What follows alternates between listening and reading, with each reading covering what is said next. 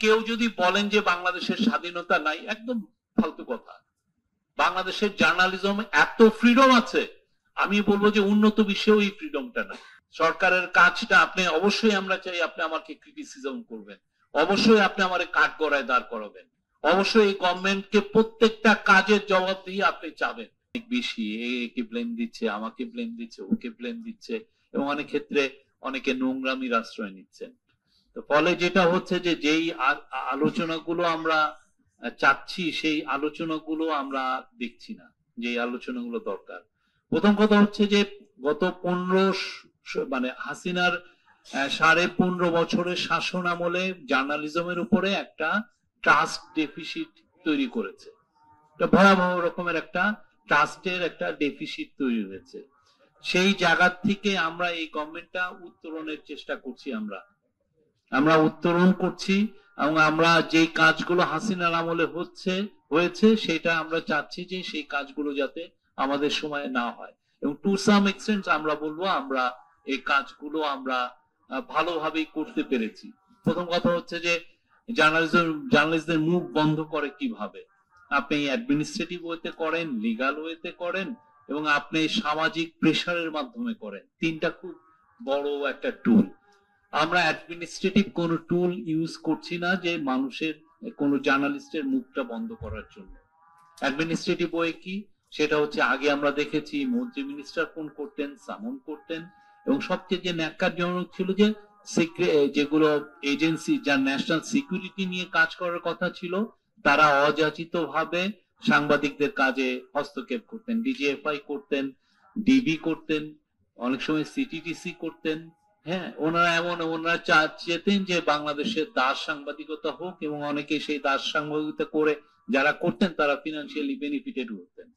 তা আমরা এই কাজটা তো করছি না। আপনার কোনো নমুনা যদি পান যে আমাদের সময় অ্যাডমিনিস্ট্রেটিভ ওয়েতে আমরা কোনো ধরনের কোনো প্রেসার তৈরি করে কাউকে তার জার্নালিজমের থেকে আমরা দূরে সরাচ্ছি, আমরা যদি মিথ্যা নিউজ হয় আমরা বলছি যে আপনার নিউজটা মিথ্যা, প্লিজ চেঞ্জ করেন। অনেকে চেঞ্জ করছেন না, উনি বলছেন যে না আমারটাই সত্য। তাহলে সেক্ষেত্রে উনি ওনারটা যখন বলছেন, বাট আমরা আমাদের জিনিসটা জানানোর কথা আমরা জানিয়ে দিচ্ছি যে আপনার নিউজটা এই জায়গাটা মিথ্যা, এই জায়গাটা এটা ফেক, এবং আমরা চাই যে সবাই রেসপন্সিবল জার্নালিজম করুক।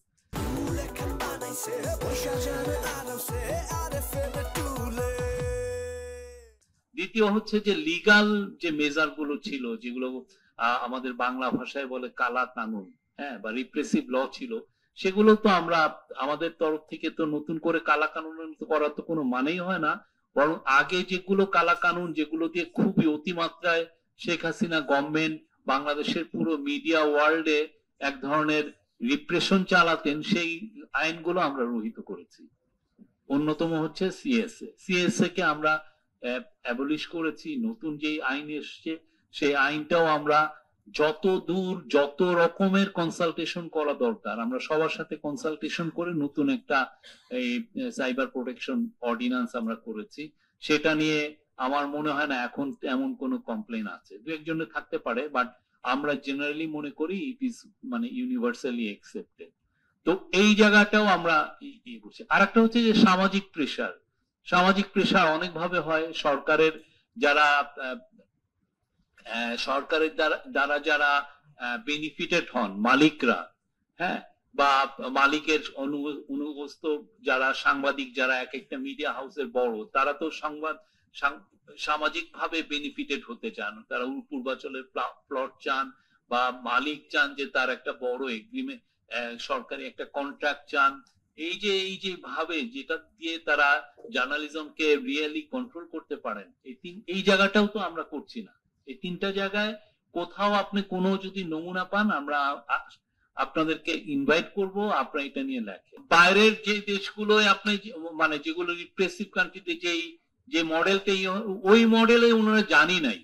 ওনারা বলেছেন যে দেখেন বাংলাদেশের ডেমোক্রেসিটা কতটা থ্রাইভিং, যেখানে 10,000 ওয়েবসাইট আছে, 1100 দৈনিক পত্রিকা আছে, টিভি স্টেশন আছে 50টা, কতটা থ্রাইভিং। কিন্তু ওই যে তিনটা ওয়েতে তারা পুরো এই একটা থ্রাইভিং একটা মডেল কেউ তারা কন্ট্রোল করছে। এবং খুব ন্যাক্কারজনক ভাবে কন্ট্রোল করেছেন। যারা যারা তাদের দাস ছিলেন, যারা তাদের জার্নালিজমটাকে ধারণ করতেন, এই তারা সবাই বেনিফিটেড হয়েছেন। আমরা দেখেছি কিছু কিছু জায়গায় পত্রিকায় রিপোর্ট এসছে কারো কারো অ্যাকাউন্টে 1,000 কোটি টাকারও ট্রানজাকশন পাওয়া গেছে, চিন্তা করা যায় না। এবং যারা ইউনিয়নকে ওনারা দাস অনুগত বানিয়ে রেখেছেন, ইউনিয়নের টপ লিডারশিপ মানে হচ্ছে তার কোনো কাজ নাই, সে পূর্বাঞ্চলের প্লট বা উত্তরের প্লট এগুলো নিয়ে ব্যস্ত ছিলেন। অনেকে আরো বেশি, আমরা শুনেছি কেউ কেউ পাওয়ার প্ল্যান্টের একটা যাতে তার অনুগত সাংবাদিককে বিজনেস গ্রুপকে সেজন্য একটা পাওয়ার প্ল্যান্টের এগ্রিমেন্ট নিয়ে এসে দেন যাতে হি কাটে কমিশন, তার কমিশন যাতে খেতে পারেন। এই জার্নালিজমটা ছিল। এই জার্নালিজমটা একটা ভয়ানক রকমের ট্রাস্ট ডেফিসিট তৈরি করেছে। এই ট্রাস্ট ডেফিসিট থেকে উত্তরণের জন্য এখন সত্যিকার অর্থে যে কাজটা আমরা সবাই করতে পারতাম, আমি সরকারের তরফ থেকে আমরা একটা মিডিয়া কমিশন সরকার করে দিয়েছে, এটা একটা সুন্দর একটা রিপোর্ট এসছে। কিন্তু যারা ইন্ডিভিজুয়াল, যারা জার্নালিজম পত্রিকা টিভি স্টেশন, যারা এইটার ভেহিকল ছিলেন এই বাজে জার্নালিজমের, তারা তো কেউ নিজে সেলফ অডিট করেন নাই। তারা তো কেউ নিজের 15 বছরের কাজগুলো নিয়ে জনসম্মুখে এসে বলেন নাই যে আমি সরি। কেউ বলেছেন যে আমি সরি, আমি আপনার অধিকার কেড়ে নিয়েছি, আমি আপনাকে জঙ্গি হিসাবে ইয়ে করেছি, আমি আপনাকে বলেছি যে আপনি জামাত শিবির, আমি আপনাকে আপনার পার্টি, আপনার পলিটিক্যাল রাইটসটাকে আমি কেড়ে নিয়েছি, আমি আপনাকে গুম হওয়ার যে ক্ষেত্র তৈরি করা, গ্রাউন্ড তৈরি করেছি যাতে আপনি গুম হতে পারেন। আমি কি এই যে জার্নালিজম করেছি, এবং অনেক রেসপেক্টেড ডেইলি এই জার্নালিজম করেছেন, তারা কি কোনো সময় বলেছেন যে না আমরা সরি? বা তারা একটা ইন্ডিপেন্ডেন্ট অম্বুডসম্যান এনে বলেছেন যে না ওকে, আমরা গত 15 বছরে যে জার্নালিজমটা করেছি, এই অম্বুডসম্যান এই 15 বছরের জার্নালিজমটা সে দেখবে যে তার কি রকম জার্নালিজম হয়েছে, আমরা কি জার্নালিজম করেছি, সে ইন্ডিপেন্ডেন্টলি বলে সে যেই ধরনের আমাকে পরামর্শ দেয় যে না আপনার এই জায়গায় ফেইলিউর ছিল, প্লিজ আপনারা এই জিনিসগুলো রেকটিফাই করেন, করে আপনি তাহলে কি you can make a fresh start. এখন যে আপনি যেটাকে মব বলছেন, সে তো তৈরি হচ্ছে, বা সে, আমি ওইটাকে মব বলছি না, বলছি প্রেসার গ্রুপ, সে তৈরি হচ্ছে সেই আগের এই যে জার্নালিজমের ফেইলিউরের কারণে। সে কেন তৈরি হওয়ার গ্রাউন্ড তৈরি হচ্ছে? কারণ সে তো এফেক্টেড হয়েছে, সে তো সারা 15 বছরে তারে আপনার কোনো মিনিমাম সিভিল লিবার্টিজ আপনি রাখেন নাই, সে তো এফেক্টেড হয়েছে। এখন তার যে কনসার্ন, আপনি 28শে জুলাই 2024-এ বাংলাদেশের টপ জার্নালিস্টরা যে শেখ হাসিনাকে বলছে যে এদেরকে খুন করেন, পুলিশ কেন গুলি করছে না, বলে নাই? এটা তো টপ জার্নালিস্ট, টপ মিডিয়া হাউসের ইয়েরা। এখন এই জিনিসটা তো আবার রিপিট করতে পারে, এই ভয়ের থেকে এই প্রেসার গ্রুপ গুলো তৈরি হচ্ছে। এটা রেমিডি কি? এটা আপনি ভাবছেন যে সব অনার্স আপনি সমস্ত দায় দায়িত্ব সরকারের উপরে চাপিয়ে দিচ্ছেন। সরকার তো এই চাপ, এটা তো সরকার যতটুক পারে সেই কাজটা সরকার করছে, সরকার সেই কাজগুলো করছে। কিন্তু আপনারা যারা যারা এই পুরো এই যে ট্রাস্ট ডেফিসিট যেটা হলো, হ্যাঁ, সেই জায়গাগুলো যারা যারা কন্ট্রিবিউট করেছেন তারা কেউ কিন্তু ওই কথাটা বলছেন না। তারা ভাবছেন যে এটা বিজনেস অ্যাজ ইউজুয়াল, পুরন দেশ হয়ে যে এটা সরিয়ে ফেলো, নতুন আমরা আবার শুরু করি, আবার নতুন পলিটিক্যাল গভর্নমেন্ট আসছে, তাকে সামনে রেখে তারা তাদের আবার গুটিগুলো সাজাচ্ছেন কিভাবে ওনারা এটা করবেন। এতে বাংলাদেশের জার্নালিজমের কোন ধরনের কোনো উত্তরণ হবে না। আপনারা যারা ভাবছেন, এবং আমি কেউ যদি বলেন যে বাংলাদেশের স্বাধীনতা নাই, একদম ফালতু কথা।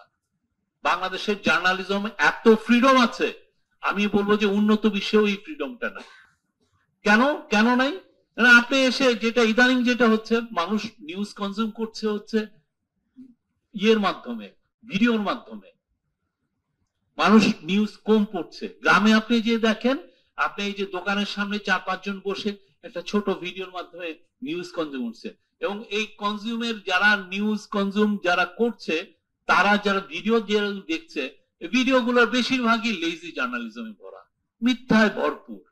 সারাদিন ধরে কিছু কিছু টক শোতে এরা মিথ্যা কথা বলছে। তো এই যে জার্নালিজমের সত্যিকার অর্থে আমি মনে করি গত 10 মাসে আমরা এই গভর্নমেন্ট তার সর্বোচ্চ চেষ্টা করেছে জার্নালিজমের মানে জার্নালিস্টরা যাতে ফ্রি মানে তার মুখ বন্ধ যাতে না হয় সেই জন্য উইদাউট এনি ফিয়ার সেই জন্য তার জার্নালিজম করতে পারে। আমরা মনে করি সেটা আমরা সফল হয়েছি। প্রত্যেকটা পত্রিকা দেখেন, কোন পত্রিকা মেজর পত্রিকায় আপনি সার্ভে নেন, মেজর টিভি স্টেশনে সার্ভে নেন, যে কেউ যদি বলে যে আমরা কোন ধরনের কোন প্রেসার তৈরি করেছি কিনা তার জার্নালিজমের ক্ষেত্রে, কোন একটা নিউজ করার ক্ষেত্রে আমরা বলেছি কিনা আপনি এটা কেন করলেন, নেভার। আমরা এটা একটুও করিনি। কিন্তু তারপর আমরা এই অ্যাপ্রিসিয়েশনটা আমরা দেখছি না। সরকারের কাজটা আপনি অবশ্যই আমরা চাই আপনি আমাকে ক্রিটিসিজম করবেন, অবশ্যই আপনি আমারে কাঠ গড়ায় দাঁড় করাবেন, অবশ্যই এই গভর্নমেন্টকে প্রত্যেকটা কাজের জবাবদিহি আপনি চাবেন, কারণ আপনাদেরকে আমরা রিপ্রেজেন্ট করছি। কিন্তু সারাক্ষণ যদি একটা গভর্নমেন্টের এগেইনস্টে আপনি মানে মিথ্যা কথা একের পরে, মানে কিছু কিছু ক্ষেত্রে চিফ অ্যাডভাইজারের নামে আমি দেখলাম যে এক সাংবাদিক সারাদিন ধরে লিখছেন। আমি বললাম যে আপনি ইনভেস্টিগেট করেন না, আপনি কি এটা লিখছেন, আপনি ইনভেস্টিগেট করেন। সরকারের কাজটা আপনি অবশ্যই আমরা চাই আপনি আমাকে ক্রিটিসিজম করবেন, অবশ্যই আপনি আমারে কাঠ গড়ায় দাঁড় করাবেন, অবশ্যই এই গভর্নমেন্টকে প্রত্যেকটা কাজের জবাবদিহি আপনি চাবেন, কারণ আপনাদেরকে আমরা রিপ্রেজেন্ট করছি, কারণ আপনাদেরকে আমরা রিপ্রেজেন্ট করছি। নিয়ে এসে ইনভেস্টিগেট করেন যে এখানের মধ্যে সত্য আছে কিনা, এবং আপনার ইনভেস্টিগেশনে যদি আমরা বাধা দেই আপনি সবাইকে বলেন যে আমরা বাধা দিচ্ছি। প্রতিদিন আপনার মিথ্যা কথা লেখার দরকার নাই তো। আপনি ইনভেস্টি করে বলেন যে না এখানে এখানে এখানে উনি ভুল করেছেন, এখানে এখানে এখানে will most welcome. Professor Yunus বারবার আমাদেরকে ক্রিটিসিজম করেন, ফেয়ার ক্রিটিসিজম করেন। উনি এডিটরকে ডেকে বলেছেন যে এই কাজটা করেন। আমরা জার্নালিজমের ফেয়ারনেসটা চাই, এবং ফেয়ারনেসটা সবার সব সময়ের জন্য। আর এই যে ইয়ের ব্যাপারে যেটা আসছে, এই যে কেসগুলোর ক্ষেত্রে খুবই আনফরচুনেট একটা ডেভেলপমেন্ট। কিন্তু কথা হচ্ছে যে আমাদের কতটুকু করার আছে, আর যারা করছে, যারা এটা করছে, আমার মনে হয় তো তাদের চেহারা মাস্কটা আপনার খুলে দেন না, আমাদেরকে না অ্যাটাক করে যারা যারা এই কাজগুলো করছে তাদেরকে তাদের প্রোফাইলটা নেন। তারা কোথায়, তারা কি কোনো পলিটিক্যাল পার্টির সাথে জড়িত, তারা কি পলিটিক্যাল পার্টির মদদে এটা করছে? আওয়ামী লীগ করার কারণে কোন সাংবাদিককে আমরা কি প্রসিকিউট করছি? আপনি দেখেছেন আমরা কোন সাংবাদিক সে আওয়ামী লীগ করেছে তার জন্য আমরা তাকে প্রসিকিউট করছি? এই কোশ্চেন যারা তুলছেন এটা অবান্তর একটা কোশ্চেন। আমরা কারো জার্নালিজম করার জন্য কাউকে কেউ প্রসিকিউট করছে? আর অ্যাক্রিডিটেশন কার্ডের যেটা আসছে আমরা বলছি হ্যাঁ এটা একটা আমাদের ইয়েটা ভুল ছিল, বাট তারপরে কোন সাংবাদিক কোন প্রতিষ্ঠান কি বলতে পারবে যে আমরা মানে ইয়ের এক্সেসটা আমরা বন্ধ রেখেছি? আমার জানা মতে প্রায় 600 সাংবাদিক এক্সেস পেয়েছেন সচিবালয়ে, তারা যাচ্ছেন, রিপোর্ট করছেন, এবং আমরা তেমন একটা কমপ্লেন পাচ্ছি না। বাট এটা আমাদের একটু স্লো হয়ে গেছে, এই কাজটা খুব দ্রুত সবাইকে অ্যাক্রিডিটেশন দেওয়া উচিত। আমরা একটা কমিটি করেছিলাম, তার কিছু অ্যাডভাইস ছিল, রিকমেন্ডেশন ছিল, সেগুলো ইমপ্লিমেন্ট করলে আমার মনে হয় এই জিনিসটা আরো বেটার অবস্থায় যাবে। আমরা 3 বছর আমরা চাচ্ছি যে একটা সাংবাদিক 3 বছর যাতে অ্যাক্রিডিটেশন পায় এবং তার ফ্রি অ্যাক্সেস থাকে।